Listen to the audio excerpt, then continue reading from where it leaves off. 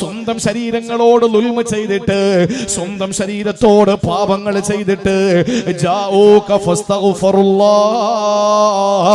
അങ്ങയുടെ മുന്നിൽ വന്നിട്ട് പടച്ചവനോട് പൊറുക്കലിനെ ചോദിക്കുന്ന ജനങ്ങളുണ്ടല്ലോ.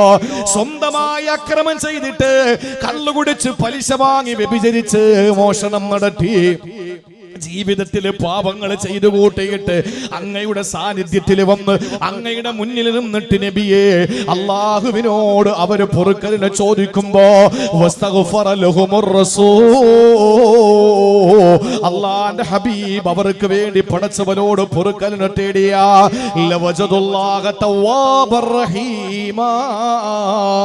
അല്ലാഹു വല്ലാതെ പശ്ചാത്താപം സ്വീകരിച്ച് അവന്റെ എല്ലാ പാപങ്ങളെയും പുറത്തു കൊടുക്കുന്നതാ അല്ലാഹുവിനെ നിങ്ങൾക്ക് എത്തിക്കാൻ കഴിയുമെന്ന ആയത്താണ്. നിങ്ങൾ ചിന്തിക്കണേ സഹോദരങ്ങളെ, അശ്രദ്ധരായി നിങ്ങൾ ഇരിക്കരുത്. ഈ ആയത്തിൽ അല്ലാഹു പറഞ്ഞെന്തെന്നറിയോ? അവിടെയാണ് മുസ്തഫായ നബി തങ്ങളുടെ മുഅ്ജിസത്ത്, അവിടെയാണ് ഹബീബായ നബി തങ്ങളുടെ പോരിശ, അവിടെയാണ് പ്രവാചകന്റെ പ്രത്യേകത, അവിടെയാണ് ആമിനാടെ പൊന്നുമോന്റെ ഫളല്. എന്താ അല്ലാഹു പറഞ്ഞെന്നറിയോ? ഒരു മനുഷ്യനോട് നമ്മൾ ചെയ്ത തെറ്റുകളെ പറ്റി പറയാൻ പാടില്ല, ഒരാളോട് നമ്മൾ ചെയ്ത തിന്മകളെ പറ്റിയിട്ട് വിശദീകരണം പാടില്ല. അത് ഇസ്ലാം അനുവദിക്കുന്നില്ല. അവന്റെ പാപങ്ങളല്ല പുറത്തു കൊടുക്കുകയുമില്ല. എന്തുകൊണ്ട് പൊറുക്കില്ല? അല്ലാഹു മറച്ചു വെച്ച തെറ്റ് ജനങ്ങളുടെ മുമ്പിൽ അവന് വിളിച്ചു പറഞ്ഞതിന്റെ പേരിൽ അല്ലാഹുവിന് പുറത്തു കൊടുക്കില്ലെന്ന് അഷ്റഫുൽ ഖൽഖിന്റെ നാവിലൂടെ പഠിപ്പിക്കുമ്പോ എന്റെ പ്രിയപ്പെട്ട സഹോദരങ്ങളെ, അല്ലാഹു പറയുന്നു നബിയെ തെറ്റ് ചെയ്തിട്ട് അങ്ങയുടെ മുന്നിൽ വന്നാൽ എന്നിട്ട് അവർ അല്ലാഹുവിനോട് പൊറുക്കലിനെ തേടിയാൽ, അങ്ങ് അവർക്ക് വേണ്ടി പൊറുക്കലിനെ തേടിയാ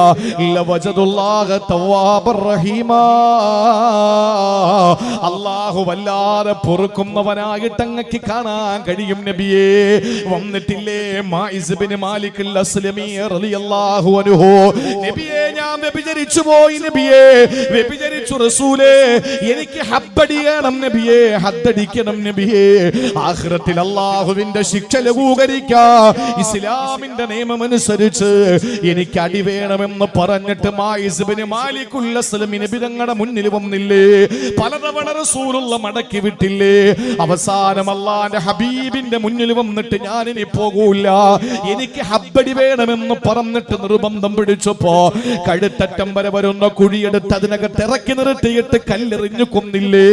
അല്ലാഹുവിന്റെ ഹബീബിന്റെ മുമ്പിൽ വന്ന് ആ ശിക്ഷയേറ്റ് വാങ്ങിയ മാഇസ് ബിൻ മാലിക് അൽ-അസ്ലമിയെ പറ്റി പറഞ്ഞത് ഇന്നഹു ഫീ നഹരിൻ മിൻ അൻഹാരിൽ ജന്ന, മാഇസ് എന്ന സ്വർഗ്ഗത്തിന്റെ സുന്ദരമായ അരുവികളിലാണ് എന്ന് റസൂലുള്ള പഠിപ്പിച്ചല്ലോ.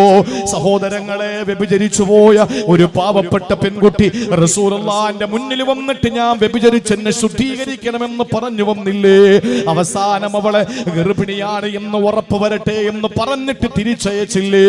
അവിടെ ചെന്നിട്ട് ഗർഭിണിയായി തിരിച്ചു വന്നിട്ട് നബിയെ ഇതാ എന്റെ വയറ് ഗർഭിണിയാണ്, ഈ വയറ് കാണിച്ചിട്ട് ഞാൻ നബിയെ ഗർഭവതിയാണെന്ന് പറഞ്ഞിട്ട് അല്ലാഹുവിന്റെ റസൂലിന്റെ മുന്നിൽ വന്ന് തെറ്റേറ്റു പറഞ്ഞില്ലേ? അവസാനം പോയി പ്രസവിച്ചിട്ട് വരാൻ പറഞ്ഞ റസൂലുള്ള തിരിച്ചു വിട്ടില്ലേ? പ്രസവിച്ചിട്ട് വന്നപ്പോൾ അല്ലാഹുവിന്റെ ഹബീബ് പറഞ്ഞതെന്താ? കുഞ്ഞിന് പാല് കൊടുത്തിട്ട് വരൂ എന്നല്ലേ? 2 വർഷക്കാലം മുലപ്പാല് കൊടുത്ത് സ്തനപാനം നൽകിയിട്ട് ആ പാവപ്പെട്ട പൊന്നുമോളെ കൈപിടിച്ചുകൊണ്ട് ആ പെൺകുട്ടി റസൂലുള്ളാഹിന്റെ മുന്നിൽ വന്നില്ലേ? അവസാന ഖാലിദ് ബിൻ വലീദ് റളിയല്ലാഹു അൻഹുവിന്റെ നേതൃത്വത്തിലുള്ള സഹാബാക്കള് കല്ലെറിഞ്ഞിട്ട് ആ പെണ്ണിനെ കൊന്നുകളഞ്ഞില്ലേ? എന്തുകൊണ്ടാണ്? എന്റെ പ്രിയപ്പെട്ടവരെ, റസൂലുള്ളാഹിന്റെ മുന്നിൽ വന്നിട്ട് ഓരോരുത്തർ ചെയ്ത തെറ്റേറ്റു പറയുമ്പോ അല്ലാഹുവിന്റെ ഹബീബ് അല്ലാഹുവിനോട് ദുആ ചെയ്യാം, പൊറുക്കലിനെ ചോദിക്കാം പറയുക മാത്രമല്ല വസ്തഗ്ഫറ ലഹുമുർ റസൂൽ, അവർക്ക് വേണ്ടി അല്ലാഹുവിന്റെ ഹബീബ് പൊറുക്കലിനെ ചോദിച്ചാ അല്ലാഹു പുറത്തു കൊടുക്കുമെന്നല്ലേ? ഇത് നമ്മുടെ ജീവിതത്തിൽ അല്ലാഹു തന്ന ഏറ്റവും വലിയ ഔദാര്യമാ. ആയിഷ ബീവി റളിയല്ലാഹു അൻഹ ഒരു ദിവസം അല്ലാഹുവിന്റെ ഹബീബിനോട് പറഞ്ഞു, യാ റസൂലല്ലാഹ്, എനിക്ക് വേണ്ടി ദുആരക്കൂ നബിയേ, അങ്ങയുടെ ഭാര്യയല്ലേ ഞാൻ, എന്റെ പ്രിയതമനല്ലേ, എന്റെ രാജകുമാരനല്ലേ, ആളല്ലേ, എനിക്ക് വേണ്ടി ദുആരക്കുമോ റസൂലേ? ആ സമയത്ത് നബി തങ്ങൾ തന്റെ പ്രാണപ്രേയസിക്ക് വേണ്ടി ദുആ ചെയ്യുകയാ. അല്ലാഹുമ്മ ഗുഫിർ ലി ആയിഷത മാ ഖദ്ദമത് മാ അഖറത് മാ സറത് മാ അഅലനത്. അല്ലാഹുവേ, എൻ്റെ ആയിഷ മുമ്പ് ചെയ്ത പാപങ്ങള്, എൻ്റെ ആയിഷ ഇനി ചെയ്യുന്ന പാപങ്ങള്, എൻ്റെ ആയിഷ രഹസ്യമായി ചെയ്ത പാപങ്ങള്, എൻ്റെ ആയിഷ പരസ്യമായി ചെയ്യുന്ന പാപങ്ങള് പുറത്തു കൊടുക്കണം റബ്ബേ. അഷ്റഫുൽ ഖൽഖിന്റെ ദുആ കേട്ടിട്ട് ആയിഷ ബീവി കുലുങ്ങിച്ചിരിക്കുകയാ. എത്രത്തോളം എന്നറിയോ? അവരുടെ തല വന്നിട്ട് മടിയിലടിക്കത്രേ. ആ നിലയിൽ കുലുങ്ങി കുലുങ്ങി ആയിഷ ബീവി ചിരിച്ചപ്പോ അള്ളാന്റെ മുത്ത് ചോദിക്കുന്നു, ആയിഷ, എന്റെ ദുആ നിനക്ക് സംതൃപ്തിയായില്ലേ? ആയി റസൂലേ, എന്തോ ഒരു ദുആയാ നിങ്ങൾ എനിക്ക് വേണ്ടി ചെയ്തത്, അതുകൊണ്ട് എനിക്ക് സംതൃപ്തിയായി നബിയേ എന്ന് പറഞ്ഞപ്പോ 1400 വർഷങ്ങൾക്ക് മുമ്പ് അള്ളാന്റെ ഹബീബ് അവിടെ നിന്ന് പറഞ്ഞതെന്തെന്നറിയോ? ഹാദിഹി ദഅവതി ലി ഉമ്മതി ഫീ കുല്ലി സലാ.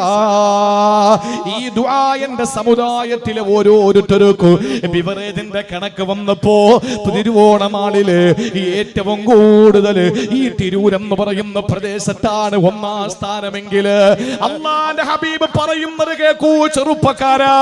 അള്ളാന്റെ മുട്ടിന് നമ്മളോടുള്ള സ്നേഹം എത്ര വലുതാ. എങ്ങനെയാണ് റസൂല് നിരോധിച്ച മദ്യം നമുക്ക് സേവിക്കാൻ കഴിയുക? എങ്ങനെയാണ് ചെറുപ്പക്കാരികളെ, എന്റെ പ്രിയപ്പെട്ട പെൺകുട്ടികളെ, അള്ളാഹുവിനെ പഠിച്ച് റസൂലിനെ പഠിച്ച് ഹൃദയത്തിൽ സൂക്ഷ്മതയോടെ ജീവിക്കേണ്ട നിങ്ങള് എന്തുകൊണ്ടാണ് ലഹരി ഉൽപാദനത്തിനും ലഹരി ഉൽപ്പന്നങ്ങളുടെ വിൽപ്പനയ്ക്കും വേണ്ടിയിട്ട് നിങ്ങളുടെ ജീവിതത്തെ മാറ്റിവെക്കുന്നത്?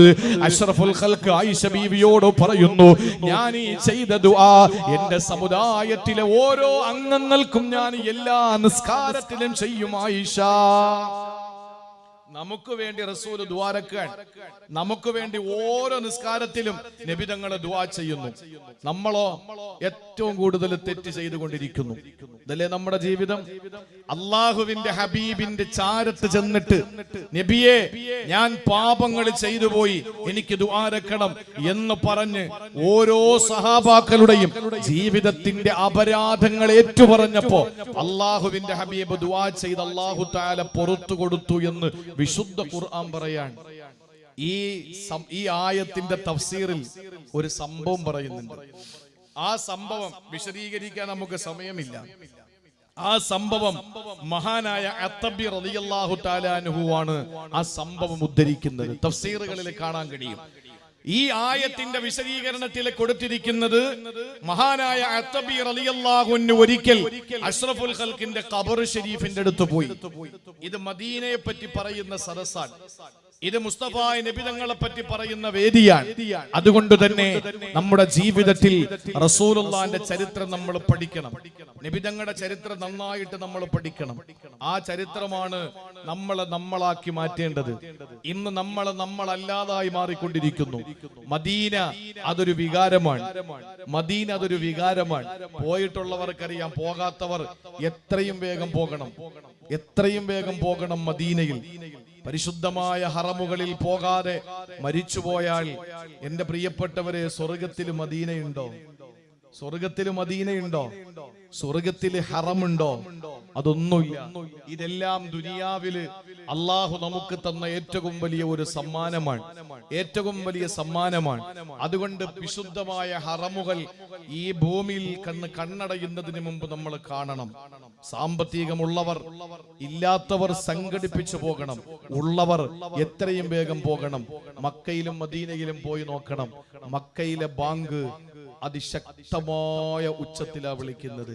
മദീനയിലെ ബാങ്ക് ശാന്തമായിട്ടാ വിളിക്കുന്നത്. മക്കയിൽ തൽബിയത്ത് ചൊല്ലിക്കൊണ്ട് ആളുകൾ എത്ര ഉറക്കെ വിളിക്കാൻ പറ്റുമോ അത്രയും ഉച്ചത്തിലാണ് മക്കയിൽ വിളിക്കുന്നത്. മദീനയിൽ സലാം പറയുന്നത് പതുക്കെ, വളരെ ശബ്ദം താഴ്ത്തിയാണ്. മക്കയിലെ നമസ്കാരത്തിൽ ഇമാമ് നേതൃത്വം നൽകുമ്പോ വലിയ ശബ്ദത്തിലാണ് ഓതുന്നത്. മദീനയിൽ പതിഞ്ഞ ശബ്ദത്തിലാണ് ഓതുന്നത്. മക്കയിലെ സൗണ്ട് സിസ്റ്റം വളരെ ശബ്ദഗാംഭീര്യമാണ്. മദീനയുടെ സൗണ്ട് സിസ്റ്റം വളരെ നോർമലായ, വളരെ നേർമയായ നിലയിലുള്ള ശബ്ദമാണ്. മക്കയിലെ കാറ്റിന് ശക്തി കൂടുതലാണ്, മദീനയുടെ കാറ്റിന് ശക്തി കുറവാണ്. മദീനയിലൂടെ റോഡിലൂടെ പോടുന്ന വാഹനങ്ങളുടെ വേഗതയും അതിന്റെ ശബ്ദവും ഉച്ചത്തിലാണ്. മദീനയിൽ അത് വളരെ പരുങ്ങലിലാണ്. എന്തുകൊണ്ട്? അള്ളാഹു പ്രപഞ്ചത്തിന്റെ താളം തന്നെ മദീനയിൽ ശബ്ദം കുറച്ചു വെച്ചിരിക്കുന്നത്, കിടന്നുറങ്ങുന്നത് ഈ ലോകം സൃഷ്ടിക്കപ്പെടാൻ കാരണഭൂതരായ നബി മുഹമ്മദ് മുസ്തഫ സല്ലല്ലാഹു അലൈഹി വസല്ലം തങ്ങളാണ്. അവിടെ പോയി ആർക്കും ഉറച്ച് സംസാരിക്കാൻ കഴിയില്ല, തോന്നില്ല. നമ്മൾ അറിയാതെ നമ്മുടെ അമലുകൾ പൊളിഞ്ഞു പോകുമെന്ന് വിശുദ്ധ ഖുർആൻ. നമ്മൾ മദീനയിൽ ചെന്ന് ഉറക്കെ വിളിച്ചാൽ, ഉറക്കെ സംസാരിച്ചാൽ നമ്മൾ അറിയാതെ നമ്മുടെ അമലുകൾ പൊളിഞ്ഞു പോകുമെന്ന് അള്ളാഹുവിന്റെ വിശുദ്ധ ഖുർആൻ. അതുകൊണ്ട് മദീന അതൊരു വികാരമാണ്. ആ മദീനയിലെ മസ്ജിദുൻ നബവിയിലെ പരിശുദ്ധമായ ഹുജറത്തു ഷരീഫയിൽ അത്തബി റളിയല്ലാഹു അൻഹു ഇങ്ങനെ റസൂലുള്ളാഹിന്റെ ഖബർ ഷരീഫിന്റെ അടുത്തിരിക്കുകയാണ്. അങ്ങനെ ഇരിക്കുമ്പോ ഒരു അയറാബി എന്ന് പറഞ്ഞാൽ നമുക്കറിയല്ലോ, ആദിവാസി, വലിയ വിവരമൊന്നുള്ള ആളൊന്നുമല്ല. അങ്ങനെ ഒരു അയറാബി നബിതങ്ങളുടെ ഖബറിന്റെ അടുത്തെത്തി. ആ അയറാബി നബിതങ്ങളുടെ ഖബറിന്റെ അടുത്തെത്തുകയാണ്. എന്നിട്ട് ഖബറിന്റെ അടുത്ത് വന്നിട്ട് പറയുകയാണ്, അസ്സലാമു അലൈക യാ റസൂലല്ലാഹ്. അല്ലാഹുവിന്റെ ഹബീബിന് സലാം പറഞ്ഞിട്ട് മഹാനായ നബി തങ്ങളുടെ ചാരത്ത് നിന്നുകൊണ്ട് ആ അയറാബി പറയുന്നു, നബിയേ, സമഅതുല്ലാഹ യഖൂൽ, അല്ലാഹ് പറയുന്നത് ഞാൻ കേട്ടു നബിയേ, വലൗ അന്നഹും ഇല്ലലമു അൻഫുസഹും ജാഊക ഫസ്തഗ്ഫിറുല്ലാഹ വസ്തഗ്ഫറ ലഹുമുർ റസൂൽ ലവജദുല്ലാഹ തവ്വാബർ റഹീമാ. ഈ ആയത്ത് അല്ലാഹു പറയുന്നത് ഞാൻ കേട്ടു നബിയേ. അതുകൊണ്ട് നബിയേ, ഞാൻ അങ്ങയുടെ മുന്നിൽ വന്നത് എന്റെ ജീവിതത്തിൽ ഞാൻ ചെയ്ത പാപങ്ങൾ പൊറുക്കലിനെ തേടാൻ അങ്ങയുടെ മുന്നിൽ വന്നതാ. എന്റെ പാപങ്ങൾ എന്റെ റബ്ബിനോട് ഏറ്റു പറഞ്ഞിട്ട് പൊറുക്കലിനെ ചോദിക്കാൻ അങ്ങയുടെ മുന്നിൽ ഞാൻ വന്നതാണ് എന്ന് പറഞ്ഞിട്ട് അത്തബി റളിയല്ലാഹു അൻഹു പറയുന്നു, ആദിവാസിയായ അയറാബിയായ മനുഷ്യന് ഖബറിന്റെ അടുത്ത് നിന്ന് പറഞ്ഞു അത്രേ, യാ ഖൈറ മൻ ദുഫിനത് ബിൽഖാഇ അഅ്ലമുഹു ഫതാബ മിൻ ഖിബിഹിന്നൽ ഖാഉ വൽ അക്മു നഫ്സിൽ ഫിദാഉ ലിഖബ്രിൻ അംദ സാകിനുഹു ഫീഹിൽ അഫാഹു വഫീഹിൽ ജൂദു വൽ കറമു. ആ ഖബറിന്റെ മുന്നിൽ നിന്നുകൊണ്ട് അയറാബിയായ മനുഷ്യൻ പറയുകയാണ്, യാ ഖൈറ മൻ ദുഫിനത് ബിൽഖാഇ അഅ്ലമുഹു, പരിശുദ്ധമായ ശരീരം ഈ മരുഭൂമിയിൽ മറമാടപ്പെട്ട നബിയേ, ഫതാബ മിൻ ത്വീബിഹിന്നൽ ഖാഉ വൽ അക്മു, അങ്ങയുടെ ഭൗതിക ശരീരം ഈ മണ്ണിൽ വെച്ചപ്പോ ഇവിടുത്തെ മണ്ണും മലകളും അതുപോലെ മണൽക്കൂട്ടങ്ങളും പരിശുദ്ധമാണ് നബിയേ, പരിപാവനമാണ് നബിയേ. നഫ്സിൽ ഫിദാഉ ലിഖബ്രിൻ അംദ സാകിനുഹു, അങ്ങ് കിടക്കുന്ന ഈ ഖബറിൽ ഞാൻ എന്റെ ശരീരത്തെ ദണ്ഡം വെക്കുകയാ നബിയേ, എന്റെ ശരീരത്തെ അങ്ങക്ക് മോചനദ്രവ്യമാക്കുകയാണ്. ഫീഹിൽ അഫാഫു വഫീഹിൽ ജൂദു വൽ കറമു. ഈ പരിശുദ്ധമായ മണ്ണിലാണ്, ഈ ഖബർ ഷരീഫിലാണ് എല്ലാ പാതിവൃത്യവും, എല്ലാ പരിശുദ്ധിയും, എല്ലാ അഫാഫും, എല്ലാ ധർമ്മവും, എല്ലാ ജൂദും, എല്ലാ കറമും, എല്ലാ ഔദാര്യവും ഈ മണ്ണിലാണ് നബിയേ എന്ന് പറഞ്ഞിട്ട് കരഞ്ഞുകൊണ്ട് അയറാബിയായ മനുഷ്യൻ അവിടെ ഇറങ്ങിപ്പോകുന്നു. ആദിവാസിയാണ്, വിവരം കുറഞ്ഞ മനുഷ്യനാണ്. അയാളെ ഖബർ ഷരീഫിൽ വന്നിട്ട് പറഞ്ഞത്, അല്ല പറഞ്ഞു, ഒരു മനുഷ്യൻ തെറ്റ് ചെയ്തിട്ട് അങ്ങയുടെ മുന്നിൽ വന്ന് റബ്ബിനോട് പൊറുക്കലിനെ ചോദിച്ച്, അള്ളാന്റെ ഹബീബും പൊറുക്കലിനെ ചോദിച്ചാൽ അല്ല പൊറുക്കുമെന്ന് ഞാൻ കേട്ടു നബിയേ. അങ്ങനെ ഞാൻ ഖബറിൽ വന്നതാ. അങ്ങ് ജീവിച്ചിരിപ്പില്ല, എന്റെ പാപങ്ങൾ പടച്ചവനോട് ഞാൻ പൊറുക്കലിനെ ചോദിക്കാൻ വന്നതാ നബിയെ.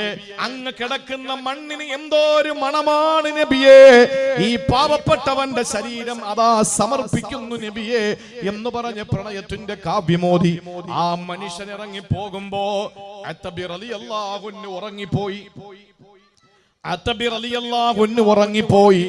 ആ ഉറക്കത്തിൽ ആദരവായ പ്രവാചകൻ നബി മുഹമ്മദ് മുസ്തഫ സല്ലല്ലാഹു അലൈഹി വസല്ലമ തങ്ങളെ സ്വപ്നം കണ്ടുവത്രേ.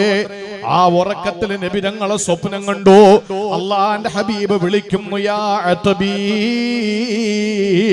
അത്ബി അൽഹിഖിൽ അറാബിയ, അവിടെ ഇരിക്കാതെ ഓടൂ, എന്നിട്ട് അറാബിയുടെ കൂടെ ചെല്ലൂ. അത്ബി ഫബശ്ശിറുഹു അന്നല്ലാഹ ഖദ് ഗഫറല, അല്ലാഹ് പുറത്തു കൊടുത്തു എന്ന സന്തോഷം പറയൂ, അല്ലാഹ് പുറത്തു കൊടുത്തു എന്ന വാർത്ത പറയൂ. അത്ബി നബി തങ്ങളുടെ മുന്നിൽ നിന്ന് ആ റൗള ശരീഫിൽ നിന്ന് അത്തബി എഴുന്നേറ്റു. ഓടി ചെന്നിട്ട് അറാബിയെ വിളിച്ചിട്ട് പറഞ്ഞു, റസൂൽ അറിയിച്ചു, നിങ്ങളുടെ പാപം അല്ലാഹ് പുറത്തിരിക്കുകയാണ്. ജീവിതത്തിൽ കഴിയണ സഹോദരങ്ങളെ, മദീന കാണണം. ആ മദീനയിൽ ചെന്നിട്ട് മദീനയുടെ ഏതെങ്കിലും ഒരു ഭാഗത്ത് അവിടെ ചെന്നിട്ട് സെൽഫി എടുക്കാനല്ല, മദീനയിൽ പോയി സെൽഫി എടുക്കാനല്ല, നമുക്കൊക്കെ തോന്നും എടുക്കാൻ. കാരണം എന്തെന്നറിയോ, ചെറിയ സ്ഥലമല്ലല്ലോ അത്. മക്കയിൽ പോയി പരിശുദ്ധമായ കഅബാലയത്തിന്റെ ഏതെങ്കിലും ഒരു ഭാഗത്തേക്ക് മാറി നിന്ന് കഅബാലയത്തിന്റെ ഒരു ഫോട്ടോ എടുത്ത് നമ്മുടെ ജീവിതത്തിൽ നാം പോയ ഓർമ്മകൾ അയവിറക്കാൻ വേണ്ടി ഏറ്റവും നല്ല ഒരു വലിയ കാര്യമായി സൂക്ഷിക്കുന്നു എന്നത് ശരി. പക്ഷേ മദീനയിൽ പോയി നമുക്ക് എങ്ങനെയാണ് അവിടെ നിന്ന് സെൽഫി എടുക്കാൻ കഴിയുക? എങ്ങനെയാണ് മദീനയിൽ ചെന്നിട്ട് നമുക്ക് റസൂലുള്ളാഹിയുടെ ഖബർ ഷരീഫിന്റെ അടുത്ത് നിന്നിട്ട് മൊബൈൽ യൂസ് ചെയ്യാൻ നമുക്ക് കഴിയുന്നത് എങ്ങനെയാണ്? ചിന്തിച്ചു നോക്ക്. ഞാൻ ഇപ്പോ ഒരു 5 ദിവസത്തെ യാത്രയ്ക്ക് പോയി. ആ 5 ദിവസത്തെ യാത്രയിൽ 2 ദിവസം അങ്ങോട്ടും ഇങ്ങോട്ടുമുള്ള യാത്ര, പിന്നെ കിട്ടിയത് ആകെ 3 ദിവസമാണ്. അതിൽ 1 ദിവസം മക്കയില്, 1 ദിവസം മദീനയിലേക്കുള്ള യാത്ര, 1 ദിവസം മദീനയില്. ആ മദീനയിൽ നിൽക്കുന്ന സമയം നമുക്കറിയാം, പുതിയ സംവിധാനം ഉപയോഗിച്ചുകൊണ്ട് നമുക്ക് റിയാലുൽ ജന്നയിൽ നിസ്കരിക്കാനുള്ള പെർമിഷൻ കിട്ടുന്നത് വളരെ ചുരുങ്ങിയ സമയത്താണ്. 1 കൊല്ലം ഒരാൾക്ക് കിട്ടിയാൽ അടുത്ത വർഷം പിന്നെ കിട്ടുള്ളൂ. ആ വർഷം പിന്നെ എത്ര യാത്ര ചെയ്താലും അവിടെ നിസ്കരിക്കാൻ നമുക്ക് ഭാഗ്യമില്ല. ആ നിലയിൽ അവിടെ കൺട്രോൾ ചെയ്യുന്നുണ്ട്. പക്ഷേ ഞാൻ പോകുമ്പോ മഗ്രിബിന് തൊട്ട് മുമ്പ് 5:30 മണിക്കാണ് എനിക്ക് പെർമിഷൻ കിട്ടിയത്. 5:30 മണിക്ക് അതിനകത്ത് കയറി. 5:30 മണിക്ക് കയറി 6:10 തോന്നുന്നു, എന്റെ ഓർമ്മ ശരിയാണെങ്കിൽ ബാങ്ക്.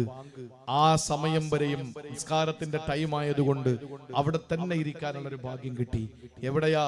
വലതുഭാഗത്ത് നോക്കുമ്പോ പരിശുദ്ധമായ മസ്ജിദുൻ നബവിയുടെ റസൂലിന്റെ മിമ്പർ, ഇടതുഭാഗത്ത് കിടക്കുന്നത് അഷ്റഫുൽ ഖൽഖ് നബി മുഹമ്മദ് മുസ്തഫ, തൊട്ടപ്പുറത്ത് മഹാനായ അബൂബക്കർ സിദ്ദീഖ് റളിയല്ലാഹു അൻഹു, തൊട്ടപ്പുറത്ത് മഹാനായ ഉമറുൽ ഫാറൂഖ് റളിയല്ലാഹു അൻഹു, പുറകിലൊക്കെ നബിതങ്ങളുടെ പ്രിയപ്പെട്ട ഭാര്യമാരുടെ വീടുകൾ നിന്ന സ്ഥലം, ഇരിക്കുന്ന സ്ഥലം, നബിതങ്ങൾ വിശ്രമിച്ച സ്ഥലം, സഹാബാക്കൾ കിടന്ന സ്ഥലം, നബിതങ്ങളുടെ പ്രിയപ്പെട്ട ഭാര്യമാര് നടന്ന സ്ഥലം. ആ സ്ഥലത്ത് നമ്മൾ ഇരിക്കുമ്പോ നമ്മുടെ മൈൻഡ് അങ്ങ് മാറുകയാണ്, നമ്മളങ്ങ് പൊട്ടുവാണ് ഹൃദയം. അപ്പോഴെങ്ങനാണ് നമുക്ക് എടുത്തു വെച്ചിട്ട് സെൽഫി എടുക്കാനും ആ ഒരു ടൈമിൽ നമുക്ക് എങ്ങനെയാണ് ഇതിനൊക്കെ ഓർമ്മ വരിക? ആ സമയം നമ്മുടെ മനസ്സ് പതറാൻ. നമ്മൾ എവിടാ ഇരിക്കുന്നത്? 1000 ചരിത്രങ്ങളിലേക്ക് നമ്മുടെ മനസ്സ് റിവൈൻഡ് ചെയ്യപ്പെടുമ്പോ എല്ലാം ഒരു തിരിഞ്ഞു നോട്ടം അള്ളാഹുവിന്റെ ഹബീബിന്റെ കാലഘട്ടത്തിലുള്ള സംഭവങ്ങളിലേക്ക് പോകുമ്പോ നമ്മുടെ നെഞ്ച് പിടയ്ക്കും. എനിക്കെന്ത് ക്വാളിറ്റിയാണ് ഇവിടെ വരാൻ, എനിക്കെന്ത് യോഗ്യതയാണ് ഈ മണ്ണിലിരിക്കാൻ? ആ ഒരു ചിന്ത വരുന്നത് അള്ളാഹുവിന്റെ റസൂലിന്റെ മുമ്പിൽ എത്തുമ്പോഴാണ് സല്ലല്ലാഹു അലൈഹി വസല്ലം. ഇവിടെ നിന്നുകൊണ്ട് എത്രയോ സ്വലാത്ത് നമ്മൾ ചെല്ലുന്നുണ്ട്. ഞാൻ അവിടെ ഇരിക്കുമ്പോ ചിന്തിച്ചത്, ഇവിടെ ഇരുന്ന് ഞാൻ അസ്സലാമു അലൈക യാ റസൂലല്ലാഹ് എന്ന് പറഞ്ഞ തൊട്ടടുത്ത് കിടന്നത് കേൾക്കല്ലേ? എങ്ങനെയാണ് അവിടുത്തെ മുഅദ്ദിന് അഷ്ഹദു അല്ലാ ഇലാഹ ഇല്ലല്ലാഹ് കഴിഞ്ഞിട്ട് അഷ്ഹദു അന്ന മുഹമ്മദുർ റസൂലുള്ളാഹ് പറയാൻ കഴിയുക? ആ പറയുമ്പോ തൊട്ട് താഴെ അത് കേട്ടുകൊണ്ട് കിടക്കുകയാണ്, അഷ്ഹദു അന്ന മുഹമ്മദുർ റസൂലുള്ളാഹ്. അവിടെയാണ് ബിലാൽ റളിയല്ലാഹു അൻഹു തകർന്നു പോയത്. അവിടെയാണ് ബിലാൽ റളിയല്ലാഹു അൻഹു ഇനി ഞാൻ ബാക്കി വിളിക്കില്ല എന്ന് പറഞ്ഞിട്ട് പൊട്ടിക്കരഞ്ഞ് മോഹാലസ്യപ്പെട്ട് മരുഭൂമിയിലെ മണലിൽ വീണ് കിടന്ന് ഉരുണ്ടുപോയത്. അവിടെയാണ് മദീന മദീനയാകുന്നത്. അവിടെയാണ് മദീന മദീനയാകുന്നത്. അവിടെയാണ് പ്രിയപ്പെട്ടവരെ പ്രണയം അതൊരു ലഹരിയാകുന്നത്. ലഹരി ബോധം കെടുത്തുന്നത് അവിടെയാണ്. അവിടെയാണ് മദീന. അവിടെ പോകണം. പോയി ഏതെങ്കിലും ഒരു ഭാഗത്ത് മാറിയിരിക്കണം. റിയാദുൽ ജന്ന തന്നെ വേണമെന്നില്ല. ആ മണ്ണിൽ എവിടെ പോയാലും നബിതങ്ങൾ നടന്ന മണ്ണ്. ചിന്തിച്ചാൽ നമുക്ക് അന്തം കിട്ടില്ല. കാരണം സലാം പറഞ്ഞ് ബാബുൽ ബക്കയിലൂടെ പുറത്തേക്ക് ഇറങ്ങിയിട്ട് മുവാജഹത്തുർ റസൂൽ എന്നും പറഞ്ഞൊരു ഭാഗമുണ്ട്. കുറേ ആളുകൾ പുറത്തു വന്ന് നിന്ന് നബിതങ്ങളുടെ മുഖത്ത് നോക്കിയിട്ട് ഇങ്ങനെ സംസാരിക്കുന്ന കുറെ സ്ഥലമുണ്ട്. മുവാജഹത്തുൻ നബി എന്ന് പറഞ്ഞാൽ നബിതങ്ങൾ കിടക്കുന്നത് മുഖത്തോടും ഇങ്ങനെ മുഖം റസൂലുള്ളാഹിന്റെ മുഖം കാണാൻ പറ്റുന്ന ആ ഒരു അവസ്ഥ. എന്തൊരു ഭാഗ്യമാണ് പ്രിയപ്പെട്ടവരെ. അതിന്റെ നേരെയാണ് മദീനയുടെ കോടതി. നബിതങ്ങൾ കണ്ടുകൊണ്ട് കിടക്കുക. ഇതൊക്കെ ഒരു അത്ഭുതമല്ലേ? മദീനയുടെ കോടതിയിൽ ഒരു വിധി നടപ്പിലാക്കുമ്പോ അവിടെ നീതിയോടുകൂടി മാത്രമേ വിധി നടപ്പിലാക്കൂ. കാരണം ലോകത്ത് നീതി പഠിപ്പിച്ച നീതിമാനായ അല്ലാഹു റബ്ബുൽ ഇസ്സത്തിന്റെ പ്രിയപ്പെട്ട ദൂതർ മുഖത്തോട് ഇങ്ങനെ കോടതിയിലേക്ക് ആ ജഡ്ജിന്റെ മുഖത്തേക്ക് ഇങ്ങനെ നോക്കി കിടക്കുകയാണ്. എന്തൊരു രസമാണ് മദീന. നമ്മളെ ഹറമിൽ ചെല്ലുമ്പോ ഭ്രാന്തായി കഅബ കാണുമ്പോ നമ്മളെ താളം തെറ്റി നമ്മൾ വല്ലാത്തൊരവസ്ഥയിലേക്ക് അങ്ങ് മാറും. അത് കഴിഞ്ഞ് കഅബയോട് വിട പറഞ്ഞ് വണ്ടി കയറുമ്പോ നമുക്ക് നമ്മുടെ ഏറ്റവും പ്രിയപ്പെട്ട ഒരു കാമുകിയെ നമ്മളെ ഒഴിവാക്കി പോകുമ്പോൾ ആ ഒരു ഫീലാണോ? അല്ല. എന്തോ ഒരു മാനസിക വെപ്രാളമാണ് നമുക്ക്. അവിടെ നിന്ന് മദീനയിലേക്ക് എത്തുമ്പോഴേക്കും കഅബ നമ്മളങ്ങ് മറന്ന് കഅബയോട് യാത്ര പറഞ്ഞിറങ്ങി മക്കയോട് വിട പറഞ്ഞ് വാഹനത്തിൽ കയറിയ വിരഹത്തിന്റെ വേദന മറന്ന് എന്നിട്ട് മദീനയിലേക്ക് നമ്മൾ എത്തി. ആ മദീനയുടെ ആ പട്ടണത്തിന്റെ കെട്ടിടങ്ങൾ കണ്ടു തുടങ്ങുമ്പോ അതൊക്കെ അനുഭവിച്ചറിയേണ്ട വിവരണാതീതമാണ്. അനുഭവിച്ചറിയണം. വാഹനത്തിൽ ഇരുന്നിട്ട് മദീന എത്തി എന്ന് പറയുമ്പോ മദീനയുടെ കെട്ടിടങ്ങൾ കണ്ടു തുടങ്ങുമ്പോ നമ്മുടെ ചങ്ക് പറഞ്ഞു പോകും. നമ്മൾ എന്നിട്ട് മദീനയിൽ ചെന്ന് ഏറ്റവും നല്ല വസ്ത്രം ധരിച്ച്, കഅബയിൽ അങ്ങനെയല്ല, ഏറ്റവും മുഷിഞ്ഞ വേഷം ധരിക്കി. അതാണ് അള്ളാഹ്ക്ക് ഇഷ്ടം. അള്ളാഹ്ക്ക് ഇഷ്ടം ഏതാണ്? കഅബയില് എങ്ങനെയാണ് ഹജ്ജിന് വരേണ്ടത്? മുടി ചീകിയാൽ ഒരു രോമം കൊഴിഞ്ഞു പോയാൽ കഫാറത്തുണ്ട്. അതുകൊണ്ട് മുടി ചീകാതെ ജട പിടിച്ചിരിക്കാൻ ഇഹ്റാമിന്റെ സമയം മുതൽ.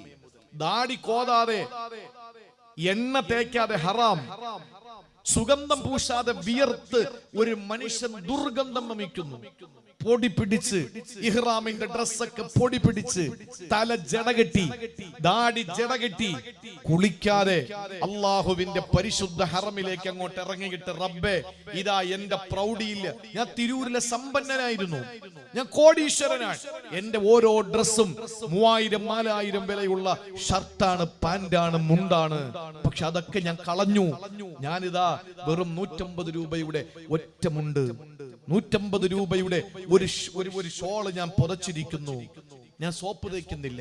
ഞാൻ ഏറ്റവും വില കൂടിയ സോപ്പ് തേച്ചവൻ, ഏറ്റവും വലിയ സുഗന്ധം പൂശിയവൻ. ഇല്ല, എനിക്കതൊന്നും വേണ്ട. ഞാൻ എണ്ണ തേച്ചിട്ട് എന്റെ ഹെയർ സ്റ്റൈലിനെ ഞാൻ പ്രൊട്ടക്ട് ചെയ്തവൻ ഇതാ പാറിക്കടക്കുകയാണ് പൊടി പിടിച്ചിട്ട്.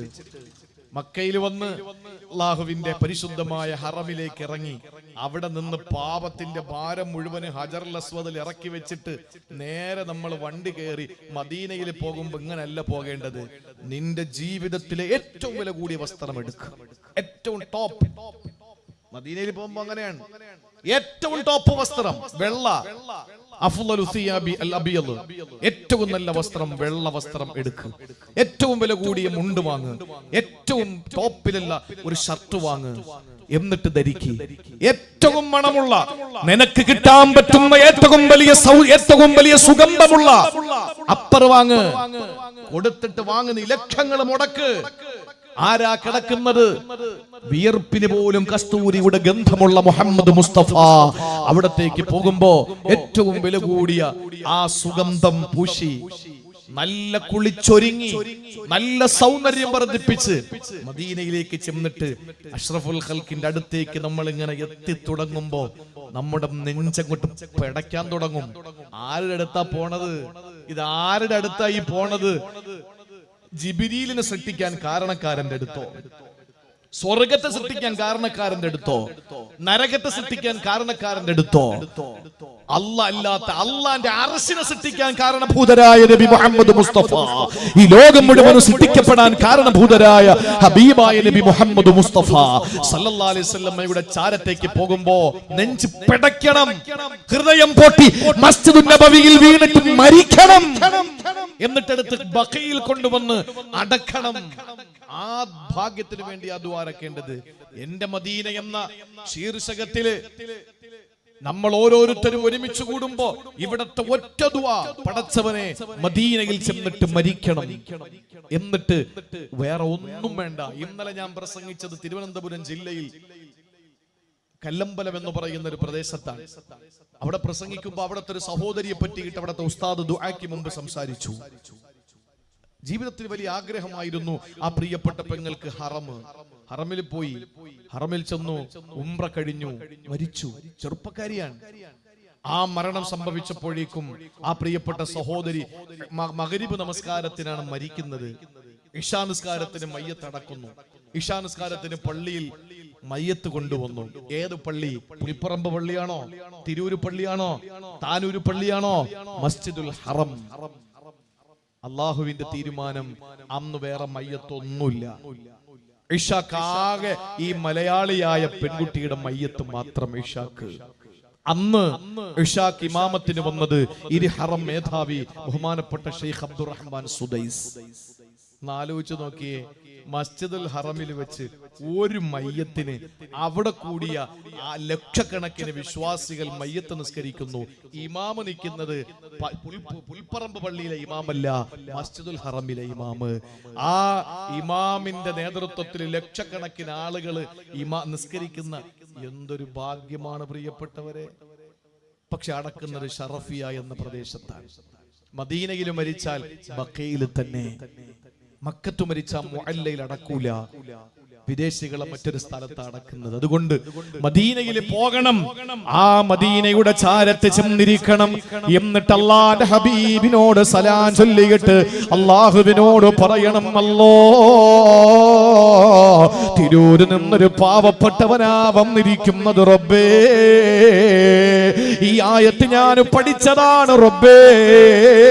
ഏത് പാപം ചെയ്താലും അല്ലാഹുവിന്റെ ഹബീബിന്റെ അടുത്ത് വന്ന് അല്ലാഹുവിനോട് പാപങ്ങൾ പൊറുക്കലിനെ തേടിയാ ആ നിമിഷം അല്ലാഹു പൊറുക്കുമെന്ന് പഠിപ്പിച്ചല്ലോ പടച്ചവരെ.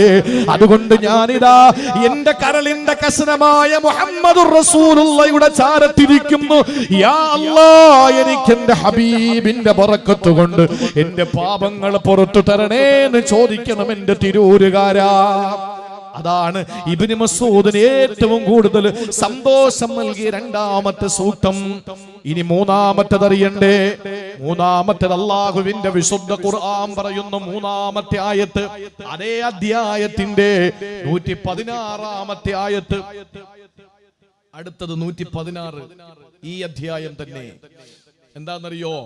5 ആയത്തുകൾ എന്റെ ജീവിതത്തില് ഈ ലോകം മുഴുവനും എനിക്ക് കിട്ടുന്നതിനേക്കാൾ എനിക്ക് ഏറ്റവും വലിയ സന്തോഷമാണെന്ന് പറഞ്ഞ 5 ആയത്തുകളിലെ മൂന്നാമത്തേതല്ല പറയുകയാണ്, ഇന്നല്ലാഹ ലാ യഗ്ഫിറു അൻ യുശ്റക ബിഹി വയഗ്ഫിറു മാ ദൂന ദാലിക ലിമൻ യശാ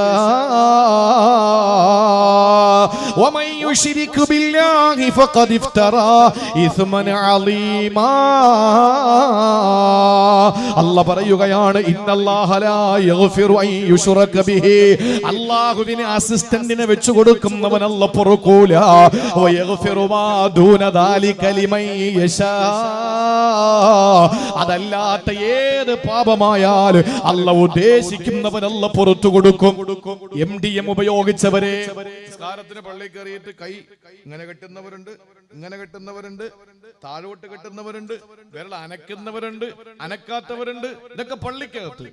പക്ഷേ പള്ളിയുടെ പുറത്തിറങ്ങിയാൽ എല്ലാവരുടെയും ചലനം ഒരുപോലെയാണ്. ചില പള്ളികളിൽ പോയാൽ എന്താണെന്നറിയോ? പള്ളിക്കകത്ത് കയറിയാൽ അത്തഹിയാത്തിൽ ഇങ്ങനെ അനക്കുന്ന ഒരു വിഭാഗം, അനക്കാത്ത വിഭാഗം, കൈ ഇങ്ങനെ കെട്ടുന്നവർ, ഇങ്ങനെ കെട്ടുന്നവർ, ഇങ്ങനെ കെട്ടുന്നവർ പല കോലത്തിലുണ്ട്. പക്ഷെ ആ പള്ളിയുടെ പുറത്തിറങ്ങിയാൽ എല്ലാവരുടെയും പ്രവർത്തനം ഒന്ന്. എന്താണ്?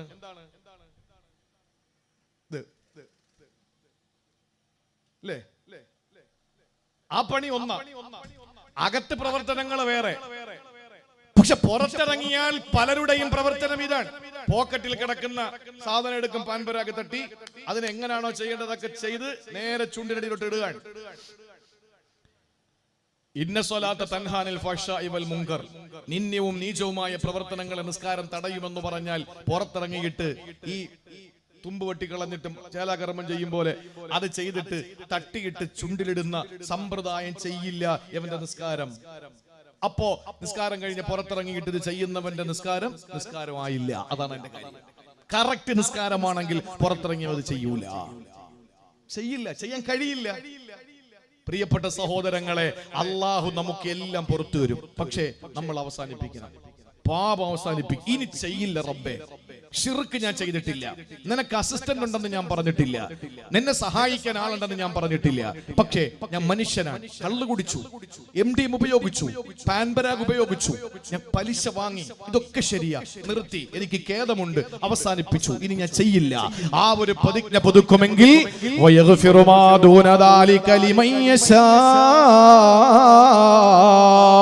അല്ലാഹു ഉദ്ദേശിക്കുന്നവർക്ക് അല്ലാഹു പുറത്തു കൊടുക്കും. നിങ്ങൾ ശ്രദ്ധിക്കുമെങ്കിൽ ഞാനൊരു 4 മിനിറ്റ് കൊണ്ടൊരു കാര്യം പറഞ്ഞു തരാ.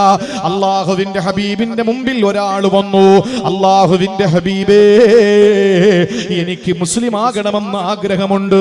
അള്ളാന്റെ ഹബീബ് ചോദിച്ചു, നിങ്ങളാരാ? ആ സമയത്ത് മറമാറ്റി കൊടുത്തു. ആരാണ് വന്നതെന്നറിയോ? അള്ളാന്റെ ഹബീബിന്റെ മുമ്പിൽ വന്ന് ഇസ്ലാം മതവിശ്വാസത്തിലേക്ക് കടന്നു വരാ. അള്ളാന്റെ ഹബീബിന്റെ മുന്നിലേക്ക് വന്നത് ഹിന്ദു എന്ന് പറയുന്ന പെണ്ണാണ്. ആരാണ് ഈ ഹിന്ദെന്നറിയോ? സയ്യിദ് ശുഹദായി ഹംസ റളിയല്ലാഹു അൻഹു, മഹാനായ നബി തങ്ങളുടെ പ്രിയപ്പെട്ട കൊച്ചാപ്പ ഹംസ റളിയല്ലാഹു അൻഹുവിനെ ക്രൂരമായിട്ട് കൊന്ന. ലോകത്ത് ഇങ്ങനെ ഒരു കൊല നടന്നിട്ടില്ല. അത് യുപിയിലും നടന്നിട്ടില്ല, ഗുജറാത്തിലും നടന്നിട്ടില്ല, അത് എങ്ങും നടന്നിട്ടില്ല.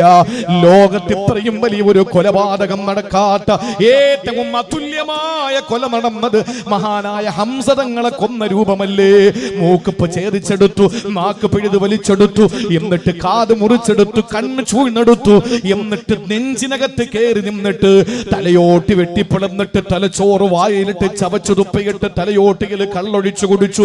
എന്നിട്ട് കുടൽമാല എടുത്ത് ഹാരമണിഞ്ഞിട്ട് നൃത്തം ചെയ്തു, പാട്ടുപാടി. ആരായി പണി ചെയ്തത്? ഹിന്ദു കാശ് കൊടുത്തപ്പോ, ഹിന്ദു മുസ്ലിമായി റളിയല്ലാഹു അൻഹ ഹിന്ദു കാശ് കൊടുത്തപ്പോ ആരാണ് ഈ പണി ചെയ്തതെന്നറിയോ? വഹ്ശി എന്ന ചാട്ടുളി വിദഗ്ധനാ. ആ വഹ്ശി നബി തങ്ങൾക്ക് കത്തെഴുതുന്നു, നബിയേ, എനിക്ക് മുസ്ലിം ആകണമെന്ന് കൊതി. അല്ലാഹു അക്ബർ. നബി തങ്ങൾ എന്ത് മറുപടി കൊടുക്കണം? നേരം വെളുക്കാത്ത, ഇന്നും നേരം വെളുക്കാത്ത കുറെ ആളുകൾ അള്ളാന്റെ ഹബീബ് വർഗീയവാദിയാണെന്ന് പറഞ്ഞ് അടച്ചിട്ട റൂമിനകത്തിരിക്കുന്ന നെതർലാൻഡിലെ ഒരു സെബാസ്റ്റ്യൻ പുന്നക്കൽ, അതുപോലെ തന്നെ ഇവിടെ കുറെ ആളുകൾ ഇവിടുത്തെ നിരീശ്വരവാദ പ്രസ്ഥാനങ്ങളിൽ ചേക്കേറിക്കൊണ്ട് യുക്തിവാദികളെന്ന് സ്വയം യുക്തി നഷ്ടപ്പെട്ടു പോയ, ഏറ്റവും മനുഷ്യത്വപരമായ ഒരു നിലയ്ക്കും അർഹതയില്ലാത്ത ഒരു വിഭാഗം അള്ളാഹുവിന്റെ ഹബീബിനെ പറ്റി മോശമായി പറഞ്ഞുകൊണ്ട് ഞാൻ ഈ നിബിധന സമ്മേളനം ആലപ്പുഴ 12 മഹല്ലുകൾ സംഘടിപ്പിച്ച ഒരു പരിപാടി സമസ്ത കേന്ദ്ര മുഷാവറ അംഗം ബഹുമാനപ്പെട്ട ഫൈസി ഉസ്താദിന്റെ ദുആയോടുകൂടി ആരംഭിച്ച് 12 മഹല്ലുകൾ ഒരുമിച്ച് കൂടിയ ആ പരിപാടിയിൽ ഞാൻ KC വേണുഗോപാലായിരുന്നു ഉദ്ഘാടനം. അദ്ദേഹം വേറൊരു പരിപാടിയിൽ പങ്കെടുത്തുകൊണ്ട് നിൽക്കുമ്പോഴാണ് ഞാൻ പ്രസംഗിച്ചു. അന്ന് എനിക്ക് മറ്റൊരു പരിപാടി കൂടി ഉണ്ടായിരുന്നത് കൊണ്ട് ഞാൻ പെട്ടെന്ന് പ്രസംഗിച്ചു. അന്ന് വേദിയിൽ ഒരു MLA ഉണ്ടായിരുന്നു. ഞാൻ വേണുഗോപാൽ അദ്ദേഹത്തെ ഇരുത്തിക്കൊണ്ട് പറയണമെന്ന് ചിന്തിച്ചൊരു കാര്യവുമായിട്ടാണ് ഞാൻ ആ സ്റ്റേജിൽ കയറുന്നത്. പക്ഷെ കിട്ടിയില്ല. ഞാൻ ആ MLA ഇരുത്തിയിട്ട് ഞാൻ പറഞ്ഞു, അള്ളാഹുവിന്റെ ഹബീബിനെ അധിക്ഷേപിക്കുന്ന, കാസ പോലുള്ള ഇസ്ലാമിനെ വളരെ നികൃഷ്ടമായിട്ട് ചിത്രീകരിക്കുന്ന, അള്ളാഹുവിനെയും റസൂലിനെയും വളരെ മോശമായി തെറി വിളിക്കുന്ന ചാനലുകൾ, സ്വകാര്യ ചാനലുകൾ നിയന്ത്രിക്കണം നിങ്ങൾ. ഞങ്ങൾ മറുപടി പറയാത്തത് ഞങ്ങൾക്ക് പേടിയുള്ളത് കൊണ്ടല്ല, ആ പരിപാടി ഞങ്ങൾക്കില്ല പേടി എന്നുള്ളത്. ആ ഒരു വാക്ക് ഞങ്ങളുടെ ഡിക്ഷണറിയിലില്ല. മര്യാദയ്ക്ക് ഞങ്ങൾ അദബും മര്യാദയും പഠിച്ചവരായതുകൊണ്ട് ഞങ്ങൾ മറുപടി കൊടുക്കാത്തതാണ്. അല്ലെങ്കിൽ അതേ കോലത്തിൽ തിരിച്ച് മറുപടി കൊടുക്കാൻ ഞങ്ങൾക്ക് അറിയാം. പക്ഷേ അത് കേരളത്തിൽ വലിയ ഒരു വില കൊടുക്കേണ്ടി വരും. അതുകൊണ്ട് അദബം അലിഫ് എന്ന അക്ഷരം എഴുതി അല്ലാഹ് എന്ന് പഠിപ്പിക്കുന്നതോടൊപ്പം അദബം ഞങ്ങളെ പഠിപ്പിച്ചിട്ടുണ്ട് ഞങ്ങളുടെ ഉസ്താദുമാര്. കേരളത്തിൽ ഒരു സംഘടനാ നേതാക്കന്മാരും കലാപത്തിന് ആഹ്വാനം കൊടുക്കില്ല. അല്ലാഹ് പോലും ഫിർഔനെടുത്ത് പോകുന്ന മൂസാ നബിയോട് ഖൂലാലഹു ഖൗലൻ ലയ്യിന, മര്യാദയ്ക്ക് സംസാരിക്കണമെന്ന് പറഞ്ഞാ വിട്ടത്. ആ മര്യാദ ഉള്ളത് കൊണ്ടാണ് ഞങ്ങൾ മറുപടി പറയാത്തത്. പക്ഷെ നിങ്ങൾ നിയന്ത്രിക്കണം, സഭയിൽ അത് ഉന്നയിക്കണമെന്ന് പറഞ്ഞു. അദ്ദേഹം നോട്ട് ചെയ്തു. എനിക്ക് ഉറപ്പ് തന്നു അദ്ദേഹം സഭയിൽ ആ വിഷയം അവതരിപ്പിക്കാമെന്ന്. നാഴികയ്ക്ക് 40 വട്ടം അള്ളാന്റെ ഹബീബിനെ പറ്റി പറയുന്നത് നിങ്ങൾ കേൾക്കുന്നില്ലെന്നാ എന്റെ വിശ്വാസം. കേട്ടാൽ നിങ്ങളെ നെഞ്ചു പൊട്ടിപ്പോകും. ഉമ്മഹാത്തുൽ മുഅ്മിനീങ്ങളെ വളരെ നികൃഷ്ടമായിട്ട്, അള്ളാഹുവിനെ വെറും മോശമായിട്ട് ഈ കേരളത്തിലാണ് നമ്മൾ ചിന്തിക്കണം. ഞാൻ ആ ഭാഗത്തേക്ക് പോകുന്നില്ല, എന്റെ സമയം അതിക്രമിച്ചു കൊണ്ടിരിക്കുന്നു. അതുകൊണ്ട് വഹ്ശി അള്ളാഹുവിന്റെ ഹബീബിനെ കത്തെഴുതി ഞാൻ മുസ്ലിം ആകട്ടെ. പക്ഷെ ഒരു ആയത്ത് എനിക്ക് വലിയ പ്രയാസം തരുന്നുണ്ട്. എനിക്ക് മുസ്ലിം ആകാൻ കഴിയുമോ എന്നറിയില്ല. ആ ആയത്ത് കേൾക്കുമ്പോൾ എനിക്ക് മുസ്ലിം ആകാൻ പറ്റുമെന്ന് തോന്നുന്നില്ല. അല്ലാഹുവിന്റെ ഹബീബിനെ കത്തെഴുതി വഹ്ശി. എന്താ ആയത്തെന്നറിയോ? വല്ലദീന ലാ യദ്ഊന മഅല്ലാഹി ഇലാഹൻ ആഖറ വലാ യഖ്തുലൂന അൻ-നഫ്സല്ലതീ ഇല്ലാ ഹറമല്ലാഹു ഇല്ലാ ബിൽ ഹഖ് വലാ യസ്നൂ. അല്ലാഹുവിന്റെ ഖുർആൻ പറഞ്ഞത് എന്താണ്? അല്ലാഹ് അല്ലാത്ത ഒന്നിനെയും ആരാധിക്കരുത്, അതുപോലെ അല്ലാഹ് ബഹുമാനിച്ച ഒന്നിനെയും കൊല്ലരുത്, വ്യഭിചരിക്കരുത്. നബിയെ, ഇത് മൂന്നും ഞാൻ ചെയ്തു. അങ്ങയുടെ കൊച്ചാപ്പയെ കൊന്നു, വ്യഭിചരിച്ചു. ഞാൻ അല്ലാഹ് അല്ലാത്ത എല്ലാ ദൈവങ്ങളെയും ആരാധിച്ചു. അതുകൊണ്ട് മുസ്ലിം ആകാൻ പറ്റുമോ? നബി തങ്ങളോട് കത്തെഴുതി ചോദിക്കുക. അള്ളാന്റെ ഹബീബ് മറുപടി കൊടുത്തു. വേണമെങ്കിൽ റസൂലിന് പറയാമല്ലോ, നീ എന്റെ കൊച്ചാപ്പയെ കൊന്നവനാണ്, പോടാ, നിനക്ക് ഹിദായത്ത് വേണ്ട, നീ നരകത്തിൽ കിടന്നാ മതി എന്ന് റസൂലിന് പറയാമല്ലോ. അള്ളാന്റെ ഹബീബ് പറയില്ല. അവിടെ പറഞ്ഞു, വഹ്ശിയോട് പറയുന്നു, എന്തിനാ പേടിക്കുന്നത്? അല്ലാഹ് പറഞ്ഞല്ലോ, ഇല്ലാമൻ താബ വ ആമന വ അമില സാലിഹാ. പശ്ചാത്തപിച്ച് ഈമാനോടെ സൽക്കർമ്മങ്ങൾ ചെയ്താൽ കുഴപ്പമില്ല. പശ്ചാത്തപിക്ക്, എന്നിട്ട് ഈമാൻ ഉണ്ടാക്ക്, എന്നിട്ട് അമൽ സാലിഹാത്ത് ചെയ്, കുഴപ്പമില്ല. വീണ്ടും മറുപടി, വീണ്ടും അദ്ദേഹം കത്തെഴുതി ചോദിക്കുന്നു, നബിയെ, അല്ലാഹ് പറഞ്ഞത് അമൽ സാലിഹാത്ത് ഞാൻ ചെയ്തിട്ടില്ല, ഈമാനൊക്കെ എനിക്കുണ്ട്, അതുകൊണ്ടാണല്ലോ മുസ്ലിം ആകണമെന്ന് പറഞ്ഞത്. പശ്ചാത്താപമുണ്ട്, പക്ഷെ ഞാൻ അമലുകളൊന്നും ചെയ്തിട്ടില്ല, അപ്പൊ മുസ്ലിം ആകാൻ പറ്റുമോ? അടുത്ത ചോദ്യം. അപ്പൊ നബി തങ്ങൾ കൊടുത്ത മറുപടി, ഇന്നല്ലാഹ ലാ യഗ്ഫിറു അൻ യുശ്റക ബിഹി വയഗ്ഫിറു മാ ദൂന ദാലിക ലിമൻ യശാ. അല്ലാഹുവിനോട് ശിർക്ക് ചെയ്യാത്തവർക്കൊഴിച്ച് അല്ലാഹു ഉദ്ദേശിക്കുന്നവർക്ക് പുറത്തു കൊടുക്കും. അതുകൊണ്ട് ധൈര്യമായിട്ട് വന്നോ. അപ്പൊ വീണ്ടും സംശയം വഹ്ശിക്ക്, അല്ലാഹു ഉദ്ദേശിക്കുന്നവർക്ക്, ആ ഉദ്ദേശിക്കുന്നവരിൽ ഞാൻ പെടുവോ? ആ ഉദ്ദേശിക്കുന്നവരിൽ എന്നെ പെടുത്തു അല്ലാഹു. അപ്പോഴാണ് നബിതങ്ങൾ അവസാനം ഒരു ആയത്ത് ഓതി കൊടുത്തു. ഖുൽ യാ ഇബാദിയല്ലദീന അസ്റഫു അലാ അൻഫുസിഹിം ലാ തഖ്നതു മിർ റഹ്മത്തില്ല. അല്ലാഹുവിന്റെ കാരുണ്യത്തിൽ നിങ്ങൾ ആരും നിരാശപ്പെടരുത്, അല്ലാഹ് പൊറുക്കും, അല്ലാഹ് പൊറുക്കും. ആയത്ത് അങ്ങോട്ട് കൊടുത്തു. മദീനയിൽ വന്ന് വഹ്ശി മുസ്ലിമായി. ഹംസ റളിയല്ലാഹു അൻഹുവിന്റെ ഘാതകന്റെ പേര് ഇന്ന് നമ്മൾ കേൾക്കുമ്പോൾ പറയും റളിയല്ലാഹു അൻഹു. അതാണ് ഇസ്ലാം, അതാണ് പരിശുദ്ധ ഇസ്ലാം. അതുകൊണ്ട് പ്രിയപ്പെട്ടവരെ, ഏതൊരാള് ശിർക്ക് ചെയ്യാത്തിടത്തോളം അള്ളാഹു അവന് മറ്റു പാപങ്ങളെല്ലാം പുറത്തു കൊടുക്കുന്നതാ. ഇനി 4-ാമത്തെ ആയത്ത് ഞാനെന്ന് പറയട്ടെ സഹോദരങ്ങളെ. അതേ അധ്യായത്തിൽ തന്നെ 110-ാമതായിട്ട് അല്ലാഹ് പറയുന്നു, വമൻ യഅമല സൂഅൻ ഔ യളിമു നഫ്സഹു സുമ്മ യസ്തഗ്ഫിരില്ലാഹ യജിദില്ലാഹ ഗഫൂറർ റഹീമാ.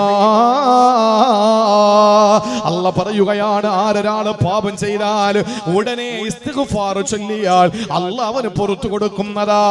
വലതുഭാഗത്തൊരു മലക്കിരിപ്പുണ്ട്, സാഹിബുൽ യമീൻ. ആ മലക്കിന്റെ ഡ്യൂട്ടി കാത്തിബുൽ ഹസനാത്ത്, നന്മ എഴുതലാണ്. ഇടതുഭാഗത്തൊരു മലക്കിരിപ്പുണ്ട്, ആ മലക്കിന്റെ പേര് സ്വാഹിബു ഷിമാൽ. ആ മലക്കിന്റെ ഡ്യൂട്ടി കാത്തിബു സയ്യിആത്ത്. ഈ വലതുവശത്തിരിക്കുന്ന മലക്ക് നന്മ രേഖപ്പെടുത്തും, ഇടതുഭാഗത്തിരിക്കുന്ന മലക്ക് തിന്മ രേഖപ്പെടുത്തും. ഇതിൽ മാന്യൻ വലതുഭാഗത്തിരിക്കുന്ന മലക്കാണെന്ന് നബി മുഹമ്മദ് മുസ്തഫ. എന്തുകൊണ്ടെന്നറിയോ? നമ്മളിപ്പോ ബക്കറ്റ് കൊണ്ടുവരാൻ പോവാണ്. മനസ്സിലൊരു നിയ്യത്ത്, പടച്ചോനെ 500 രൂപ അതിലിടണം, 500 രൂപ അതിലിടണമെന്നൊരു മനസ്സിൽ മോഹം തീരുമാനിച്ചു. ബക്കറ്റ് അടുത്തെത്തിയപ്പോഴും ഈമാൻ ചോർന്ന് ഇട്ടത് 50 രൂപ. അള്ളാഹു 500 ഇടണമെന്ന ചിന്തയ്ക്ക് അള്ളാഹു താല പ്രതിഫലവും കൊടുക്കും. 50 ഇട്ടതിന് അതിന്റെ പ്രതിഫലവും കൊടുക്കും. അതാണ് പടച്ചത്. എന്നാൽ തിന്മ ചെയ്യണമെന്ന് ഇത് കഴിഞ്ഞാൽ ഇൻഷാ അല്ലാഹ് വാങ്ങി വെച്ചിരിക്കുന്ന കുപ്പി ഒന്ന് കുടിച്ചിട്ട് വേണം കിടക്കായി. വാഴ ഒരാൾ ചിന്തിച്ചു. ദുആ കഴിഞ്ഞ് പോയപ്പോ മനസ്സ് മാറി, പടച്ചോനെ ഞാൻ ചെന്നോന്നെ ഒന്ന് പൊട്ടിച്ചു കളയും. ഈ ചിന്തിച്ചതിന് ശിക്ഷ അല്ലാഹ് തരുവോ? ഇല്ല, അല്ലാഹ് തരില്ല. അതാണ് പടച്ചവൻ. ഇനി കുടിച്ചാലോ? 50 രൂപ ഇട്ടാൽ നിങ്ങൾ 50 രൂപയുടെ പ്രതിഫലമല്ല തരുന്നത്. ഇഖ്ലാസ് അനുസരിച്ച് അല്ലാഹു തആല വലിയ വലിയ പ്രതിഫലം നമുക്ക് തരുന്നതാണ്. പക്ഷേ ഒരു തിന്മ ഒരാൾ ചെയ്താ അതേ തിന്മയുടെ ശിക്ഷയെ അല്ലാഹു തരികയുള്ളൂ. അതിന് 100 അല്ലാഹു എഴുതൂല. മാത്രമല്ല വലതുഭാഗത്തിരിക്കുന്ന കാത്തിബുൽ ഹസനാത്തായ നന്മയുടെ എഴുത്തുകാരനായ മലക്ക് ഇടതുഭാഗത്തിരിക്കുന്ന മലക്കിനോട് പറയുമത്രേ, എടോ നീ അവന്റെ തിന്മ എഴുതരുത്. 7 മിനിറ്റ് നീ എഴുതരുത്. അവൻ അസ്തഗ്ഫിറുല്ലാഹ് ചൊല്ലി അല്ലാഹ് പുറത്തു കൊടുക്കും. പിന്നെ നീ വെറുതെ എഴുതിയിട്ട് കാര്യമുണ്ടോ? അതുകൊണ്ട് ഇപ്പൊ എഴുതണ്ട. അവ ഇസ്തിഗ്ഫാർ ചൊല്ലിയില്ലെങ്കിൽ നീ എഴുതിയാ മതി. അപ്പൊ ഒരു തെറ്റ് സംഭവിച്ചു പോയ എന്ത് വേണം? ഉടനെ അസ്തഗ്ഫിറുല്ലാഹൽ അലീം. അതാ ഖുർആൻ 4-ാമതായിട്ട് പറഞ്ഞത്. ഇതും ഇബ്നു മസ്ഊദ് തങ്ങൾക്ക് ഏറ്റവും ഇഷ്ടപ്പെട്ട ആയത്താണ്. ചുരുക്കി പറയട്ടെ, സമയം അതിക്രമിച്ചു. 5-ാമത്തെ ആയത്ത് അല്ലാഹു പറയുകയാണ്. 5-ാമത്തെ ആയത്ത്, ഇന്നല്ലാഹ ലാ യളിമു മിസ്ഖാല ദർറത്തിൻ വഇൻ തകു ഹസനതൻ യുളാഇഫഹാ വയുതി മിൻ ലദുൻഹു അജ്റൻ അലീമാ. അതേ സൂറത്തുൻ നിസായിലെ 40-ാമത്തെ ആയത്താണ്. അല്ലാഹ് പറയുന്നു, ആരൊരാൾ പടച്ചതമ്പുരാനെ തിന്മ ചെയ്താൽ പടച്ചവനോട് ചെയ്ത അല്ലാഹു ഒരു തരത്തിലുള്ള അക്രമവും അവനോട് കാണിക്കൂല. നന്മയാണ് ചെയ്യുന്നതെങ്കിലോ അതിനെ അല്ലാഹ് ഇരട്ടിപ്പിക്കുന്നതാണ്. എന്നിട്ട് അല്ലാഹു വലിയ പ്രതിഫലം കൊടുക്കുകയും ചെയ്യുന്നതാ. സ്വർഗത്തിലേക്ക് ഓരോരുത്തരെ എങ്ങനെങ്കിലുമൊക്കെ അല്ലാഹ് കേറ്റുമെന്നാണ്. അമലുകളൊന്നും ഇല്ലാത്തവന് അവന്റെ ഹൃദയത്തിൽ എന്തെങ്കിലും ഈമാനുണ്ടോ, ആ ഈമാനുള്ളവനെ സ്വർഗത്തിൽ അല്ലാഹു അവസാന ഘട്ടത്തിലേക്ക് കേറ്റുന്നതാണ്. ഏറ്റവും ഒടുവിൽ റസൂൽ പറയുന്നു, സ്വർഗത്തിന്റെ അവകാശികൾ മുഴുവനും സ്വർഗത്തിൽ കയറുമ്പോ ഈ സമുദായത്തിലെ പാപികളായ ആളുകൾ നരകത്തിലാണ്. ആ നരകത്തിൽ കിടക്കുന്ന മനുഷ്യന്റെ അടുക്കൽ വന്നിട്ട് മലക്കുകൾ വിളിച്ചു ചോദിക്കും, ഫമൻ വജത്തും ഫീ ഖൽബിഹി മിസ്ഖാലു ദർറത്തിൻ മിൻ ഈമാൻ. ഈമാന്റെ ഒരു കണികയെങ്കിലും നിങ്ങളുടെ കൽബിലുണ്ടോ? എവിടെയെങ്കിലും ഈമാന്റെ ഒരു കുത്ത്, ഒരു ഡോട്ട്, മിസ്ഖാല ദർറത്ത്, ഒരു ഡോട്ട്. ആരുടെ ഹൃദയത്തിൽ ഈമാനുണ്ട്? കേറിക്കോ. അവസാനം അവനെ കൂടെ സ്വർഗത്തിൽ കൊണ്ടുപോകുമെന്ന് നബി മുഹമ്മദ് മുസ്തഫ. ഈ 5 ആയത്തുകൾ നമുക്ക് പ്രതീക്ഷ തരുന്ന 5 ആയത്തുകളാണ്. പാപം ചെയ്യാൻ, മിസ്യൂസ് ചെയ്യാൻ വേണ്ടിയിട്ടല്ല. ആ അല്ലാഹ് പൊറുക്കും, എന്തുവേണോ ചെയ്യാം എന്നൊരു ധാരണയ്ക്കല്ല. ചെയ്തു പോയ പാപങ്ങളുടെ പേരിൽ പാപഭാരവുമായിട്ട് ഇനി ഞാൻ രക്ഷപ്പെടില്ല എന്ന് കരുതിയിരിക്കുന്ന ഒരു സമൂഹത്തിന്റെ മുമ്പിൽ ഇബ്നു മസ്ഊദ് തങ്ങൾ പറയുന്നു, ദുനിയാവും അതിലുള്ള സകലതും കിട്ടുന്നതിനേക്കാൾ ഏറ്റവും അഭികാമ്യമായത് ഈ 5 ആയത്തുകളാണ്. അല്ലാഹു അമൽ ചെയ്യാനുള്ള തൗഫീഖ് തരട്ടെ.